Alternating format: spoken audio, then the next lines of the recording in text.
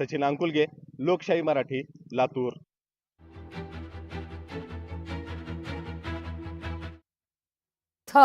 पावसामुळे हाहाकार माजलेला आहे। जायकवाडी धरणातून पाण्याचा सध्या विसर्ग सुरू आहे, त्यामुळे गोदावरी नदीला देखील पूर आलेला आहे। गोदावरी नदीचं पाणी गावात शिरलंय आणि गावातील काही नागरिकांना रात्री स्थलांतरित करण्यात यश आलंय। ही नेहमीच परिस्थिती असल्यानं गावाचं पुनर्वसन करा अशी मागणी आता जोर धरतीये। रात्री 2 वाजता आलो, गंगाला फुल पाणी आले।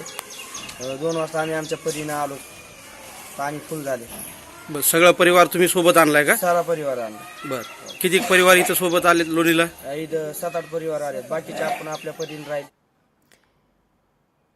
वळूया पुढल्या महत्त्वाच्या बातमीकडे। बातमी धाराशिवची आहे। धाराशिवमध्ये पावसामुळे मोठं नुकसान झालंय, जनजीवन ठप्प आहे।